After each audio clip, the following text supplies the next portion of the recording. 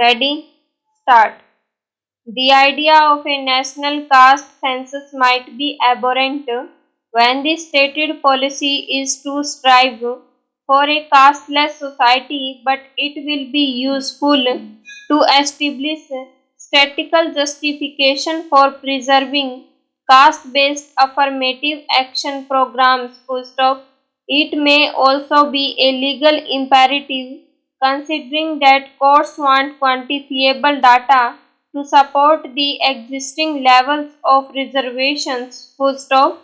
Political parties with their base in particular social groups may find a caste enumeration useful if their favored groups are established as dominant in specific geographies, or they may find the outcome inconvenient if the precise count turns out to be lower and has a negative bearing on perceptions about their electoral importance.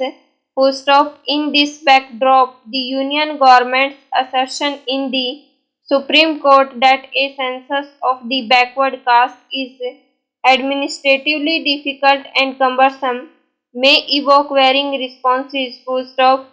There are two components to the government stand. Full stop.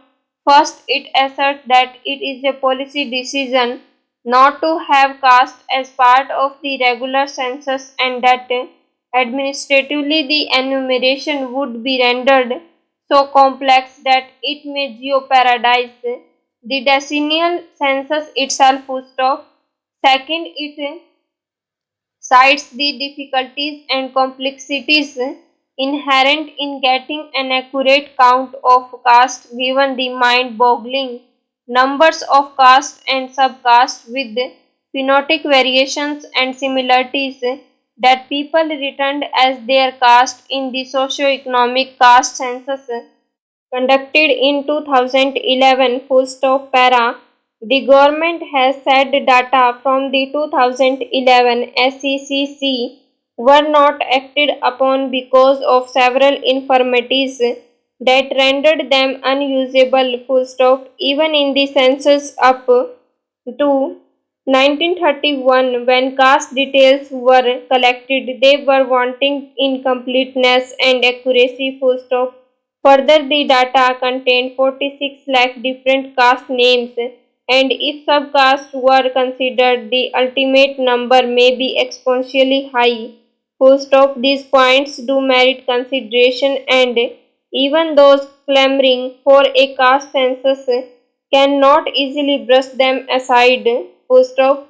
However, these need not mean that an enumeration of the social groups in the country is impossible. Full stop. A caste census need not necessarily means caste in the census. Full stop. It may be an independent exercise, but one that needs adequate thought and preparation if its ultimate goal is not for political or electoral purposes but for equity in distribution of opportunities. Full stop.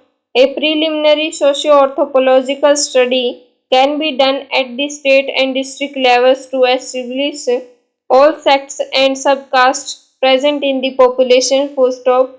These can be tabulated under caste names that have wider recognition based on synonymity and equivalence among the appellations that people use to denote themselves. Full stop. Thereafter, it may be possible to do a field enumeration that can mark any group under caste found in the available OBC/BC list. Full stop. A caste census may not sit well with the goal of a casteless society, but it may serve in the interim as a useful, even if not entirely flawless, means of addressing inequities in society. Full stop.